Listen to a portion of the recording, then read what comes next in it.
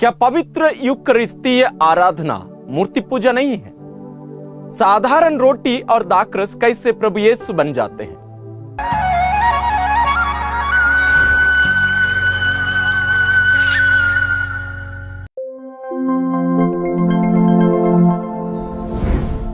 आत्मदर्शन TV में आप सबका स्वागत है। हम इन दिनों एक विशेष कार्यक्रम कर रहे हैं, आपके सवाल पूछिए क्यों। इसमें हम आप लोगों के सवालों का जवाब दे रहे हैं। आज जो सवाल आप लोगों से आया है वो यह है, क्या पवित्र यूकरिस्तीय आराधना मूर्ति पूजा नहीं है? साधारण रोटी और दाखरस कैसे प्रभु यीशु बन जाते हैं? बहुत ही महत्वपूर्ण एक सवाल है। यदि आपको भी जवाब मालूम है तो आप कमेंट्स में लिखिएगा और हम भी मिलकर भी इस पर चर्चा करते हैं। तो आइए हम शुरू करते हैं। इस प्रश्न का सवाल मैं सीधे तौर पर देने के पहले और एक बात मैं बताना चाहूंगा प्रारंभ में ही। सामान्य रूप से हम कैथोलिक लोग भी बोलते हैं प्रभु यीशु पवित्र यूकरिस्त में उपस्थित हैं, जो कि पूर्ण रूप से गलत धारणा है, गलत शिक्षा है। प्रभु यीशु पवित्र यूकरिस्त में उपस्थित नहीं है। पवित्र यूकरिस्त ही प्रभु यीशु है, दोनों अलग अलग नहीं है। जैसे हम जब कहते हैं बर्तन में पानी है, बर्तन के अंदर पानी है, तो जब हम कहेंगे रोटी में प्रभु है तो रोटी के अंदर प्रभु है? नहीं, बिल्कुल नहीं। रोटी ही प्रभु है। लेकिन ये सब होता कैसे, उसी के बारे में आज हम चर्चा करने वाले हैं। ये जो रोटी और दाखरस कैसे प्रभु यीशु क्रिस्त में परिवर्तित कर दिए जाते हैं, कैसे होता है, इसकी जो प्रक्रिया है, इसका जो प्रोसेस है, उसी घटना के समान है जहां पवित्र आत्मा के द्वारा पुत्र ईश्वर मरियम से शरीर धारण करते हैं। प्रक्रिया वही है, वही प्रोसेस है।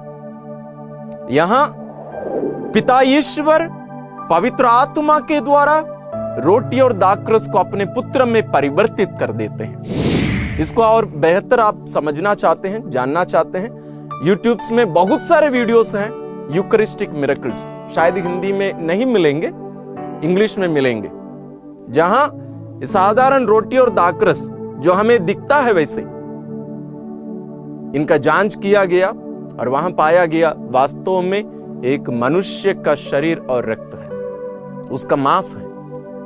इसको आप देख सकते हैं। तो आइए हम आगे बढ़ते हैं। ये जो परिवर्तन है साधारण रोटी और दाखरस का प्रभु यीशु में परिवर्तन, इसको अंग्रेजी में ट्रांसब्स्टेंशिएशन कहा जाता है। इसको हिंदी में तत्व परिवर्तन कहते हैं। सब्सटेंस एक फिलोसॉफिकल शब्द है।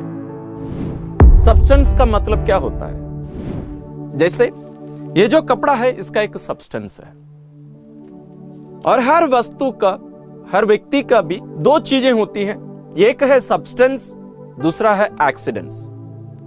सब्सटेंस वो है जो बदलता नहीं है। जब सब्सटेंस बदलता है उस चीज की वास्तविकता बदल जाएगी, वो वस्तु नहीं रहेगी। एक्सीडेंट्स का मतलब है जो बदला जा सकता है, जो हमारी 5 इंद्रियों से संपर्क में आ सकता है। जैसे सूंघना, उसका स्मेल, उसका टेस्ट, उसका स्पर्श, उसका रूप, उसका आकार, शेप, और यदि उससे कुछ आवाज आती है, ये सब एक्सीडेंट्स होते हैं जो बदल सकता है। लेकिन उसका जो एसेंस या सब्सटेंस होता है वो बदल नहीं सकता है। तो होता क्या है? पवित्र यूकरिस्तीय बलिदान के समय पिता ईश्वर पवित्र आत्मा के द्वारा साधारण रोटी और दाखरस को अपने पुत्र में परिवर्तित कर देते हैं। इसके लिए पवित्र बलिदान के समय, पवित्र यूकरिस्तीय बलिदान में एक विशेष प्रार्थना भी होती है, जब पुरोहित अपने हाथों को रोटी और दाखरस के ऊपर रखकर एक विशेष प्रार्थना करते हैं। इसमें बहुत सारी यूकरिस्तीय प्रार्थनाएं हैं। इसमें यूकरिस्तीय प्रार्थना नंबर 3, उसकी जो प्रार्थना है उसको हम यहां देख रहे हैं। इसलिए हे प्रभु, हम तुझसे विनम्र निवेदन करते हैं, हमारे इन उपहारों को पवित्र आत्मा की शक्ति से कृपा पूर्वक पवित्र कर दे, कि ये तेरे पुत्र हमारे प्रभु यीशु क्रिस्त के शरीर तथा रक्त बन जाए। वास्तव में यहां एक मनुष्य के रूप में यहां खड़े नहीं हैं, बल्कि प्रभु यीशु स्वयं इस पुरोहित के रूप में यहां खड़े हैं। इसको अंग्रेजी में इन पर्सोना क्रिस्टी बोलते हैं, यानी वहां एक मनुष्य खड़ा नहीं है, वहां स्वयं प्रभु यीशु खड़े हैं। तो प्रभु यीशु की उस प्रार्थना के द्वारा इस साधारण रोटी और दाखरस पवित्र आत्मा की शक्ति से पिता ईश्वर उसको अपने पुत्र में परिवर्तित कर देते हैं। यही है ट्रांससब्स्टेंशिएशन। यानी अब ये साधारण रोटी और दाखरस नहीं है। जैसे मैंने कहा, सब्सटेंस और एक्सीडेंट्स, ये एक्सीडेंट्स ट्रांससब्स्टेंशिएशन में बदलते नहीं, और सामान्य रूप में कभी भी किसी भी परिस्थिति में ट्रांससब्स्टेंशिएशन नहीं हो सकता। जैसे पानी, आप उसको आइस बनाइए, उसको उबालिए, लेकिन उसका जो एसेंस है, उसका जो सब्सटेंस है, वो वही रहता है, अन्यथा वो अन्य और चीज बदल जाएगा, लेकिन वो संभव नहीं है। लेकिन यहां जो घटना घट रही है, ये ईश्वर स्वयं कर रहे हैं। तो अब ये साधारण रोटी और दाखरस नहीं है, बल्कि स्वयं प्रभु यीशु क्रिस्त है। लेकिन इसका आधार क्या पवित्र बाइबल में है? जरूर है। हम पुण्य गुरुवार के दिन पवित्र रोजरी विंदी में जो आखिरी भेद हम बोलते हैं, रहस्य हम बोलते हैं, पवित्र यूकरिस्त की स्थापना, प्रभु यीशु अंतिम भोज के समय पवित्र यूकरिस्त की स्थापना की।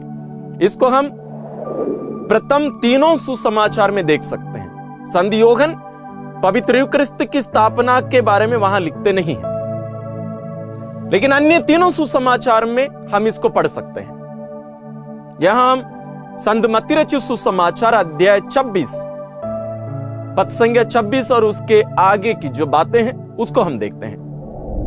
उनके भोजन करते समय यीशु ने रोटी ले ली और धन्यवाद की प्रार्थना पढ़ने के बाद उसे तोड़ा और यह कहते हुए शिष्यों को दिया, ले लो और खाओ, यह मेरा शरीर है। यहां प्रभु यीशु ये नहीं कह रहे हैं कि ये मेरे शरीर के समान है, वे कहते हैं मेरा शरीर है। आगे कहते हैं, तब उन्होंने प्याला लेकर धन्यवाद की प्रार्थना पढ़ी और यह कहते हुए उसे शिष्यों को दिया, तुम सब इसमें से पियो, क्योंकि यह मेरा रक्त है, विधान का रक्त जो बहुतों की पाप क्षमा के लिए बहाया जा रहा है। इन्हीं शब्दों को हम ईसा बलिदान में सुनते हैं। ये जो शब्द हैं सबसे शक्तिशाली शब्द है, ये प्रभु यीशु के शब्द हैं।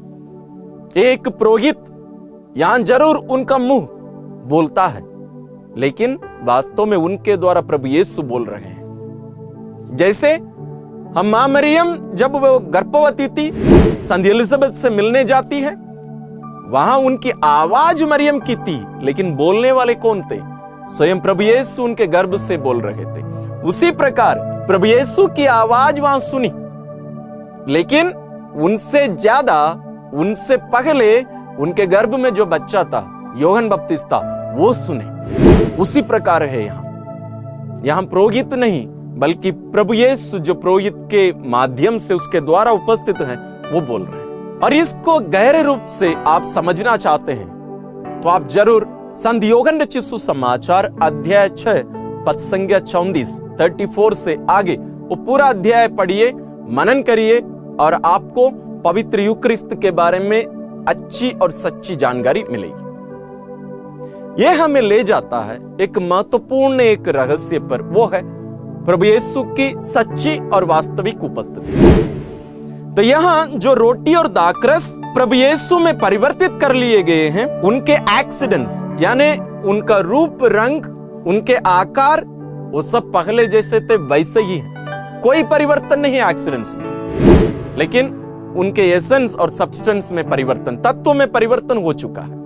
प्रभु यीशु की वास्तविक उपस्थिति के बारे में कलीसियाई शिक्षा, यदि आप थोड़ी बहुत अंग्रेजी जानते हैं तो कैटेकिज्म ऑफ द कैथोलिक चर्च आप ले लीजिए, ऑनलाइन भी मिलता है, आप उसमें इन सबको पढ़ सकते हैं और भी गहरे रूप में आप इनको जान सकते हैं। यह वास्तविक उपस्थिति का मतलब है कि प्रभु यीशु क्रिस्त वास्तविक रूप से, सच्चे रूप से और तात्विक रूप से संपूर्ण प्रभु पूर्ण रूप से 100% शरीर और रक्त, आत्मा और ईश्वरीयता के साथ वहां उपस्थित है। अंग्रेजी में ये ऐसे कहा गया है, Catechism of the Catholic Church number 1374 में ये लिखा हुआ है, the mode of Christ presence under the Eucharistic species is unique. It raises the Eucharist above all the sacraments as the perfection of the spiritual life and the end to which all the sacraments tend.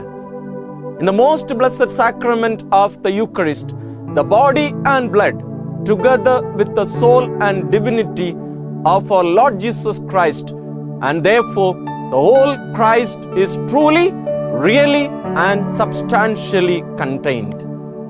यानी प्रभु यीशु क्रिस्त सच्चे रूप में, वास्तविक रूप से और तात्विक रूप से वहां उपस्थित है, इसलिए इसको वास्तविक और सच्ची उपस्थिति कही जाती है। अन्य जगहों पर भी, अन्य रूप में भी प्रभु यीशु उपस्थित है।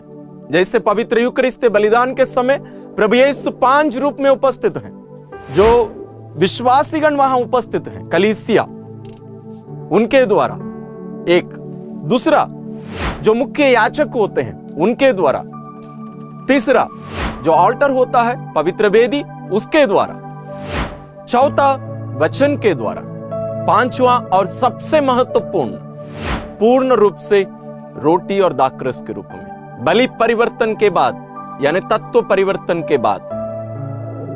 यहां प्रभु यीशु ऐसे 5 रूप में पवित्र यूकरिस्तीय बलिदान के समय ही उपस्थित है। इस प्रकार अन्य भी रूप में वे उपस्थित हैं, लेकिन ये जो उपस्थिति है इसको सच्ची उपस्थिति इसलिए कही जाती है क्योंकि यहां की उपस्थिति कोई आध्यात्मिक उपस्थिति नहीं है, ये तात्विक उपस्थिति है।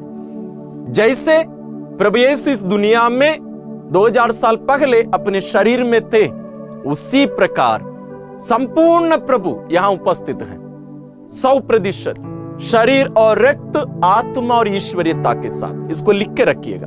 अब तक का हमारे मनन चिंतन और एक सवाल खड़ा कर देता है, आपके मन में भी यह सवाल उठता होगा, तो कब तक यह वास्तविक उपस्थिति बनी रहती है, कब तक? इसका भी जवाब कलीसिया स्वयं देती है।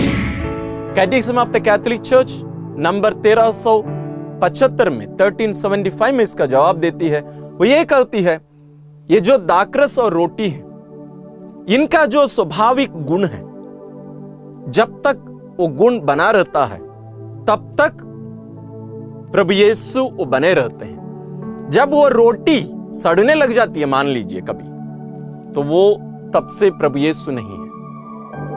तो जब तक उसका सब्सटेंस बना रहता है तब तक प्रभु यीशु उपस्थित रहते हैं। तो यहां तक हम ये देख रहे हैं कि पवित्र यूकरिस्तीय बलिदान और उसमें प्रभु की वास्तविक उपस्थिति ये ले चलता है एक विशेष बात पर, यूकरिस्तीय आराधना। सवाल ही यही था कि हम रोटी की आराधना कैसे कर सकते हैं, ये तो मूर्ति पूजा है।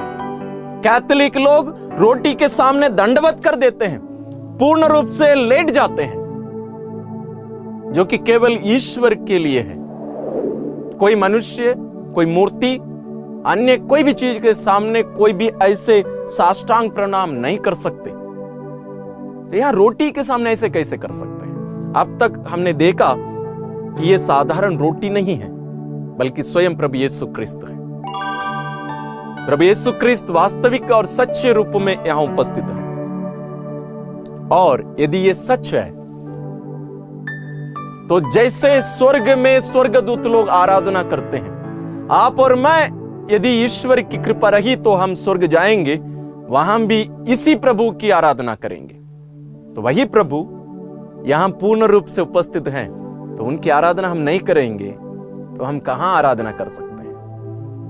तो ये अपने आप में ये जो रहस्य है ये डिमांड करता है, ये मांग करता है कि हम प्रभु की आराधना करें। इसलिए कलीसिया प्रारंभिक कलीसिया से ही यूकरिस्ती आराधना में ध्यान देती आ रही है। हमारे क्षेत्रों में भी दुनिया भर में ऐसे बहुत सारे जगह देख सकते हैं जहां 24 घंटा यूकरिस्ती आराधना चलती रहती है।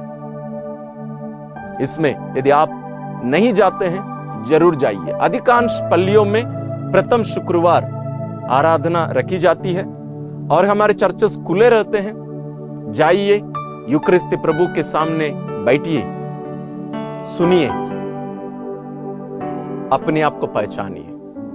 ईश्वर जो मनुष्य बनकर आए, अपने आप को हमारे समान इतना छोटा करके आए, हमारे रूप को धारण करके आज वही प्रभु पवित्र यूकरिस्त के रूप में, एक साधारण रोटी के रूप में आपके प्रति, मेरे प्रति अपने प्यार के कारण उपस्थित है और हम उस प्रभु से मिलने जाएं। हर दिन आप चर्च जाइए। यदि आपको पवित्र यूकरिस्त बलिदान में जाना संभव नहीं है, दिन के बीच में कभी भी आप जाइए, चर्च में जाके बैठिए कुछ क्षण के लिए, विश्वास के साथ जाए और वास्तव में हम प्रभु यीशु के साथ जीने का अनुभव यह हमें देगा। तो आज हम एक महत्वपूर्ण, हमारे कैथोलिक विश्वास के सबसे महत्वपूर्ण एक रहस्य पर हम आज चर्चा किए हैं। मुझे विश्वास है कि आप इसको जरूर समझे होंगे। इसको आप आपके अन्य प्रियजनों के साथ में भी शेयर करिए और यदि आपको अन्य कोई भी सवाल हो हमारे विश्वास से संबंधित, आप जरूर हमसे पूछिए और हम आपको जवाब देंगे। आप सबको धन्यवाद।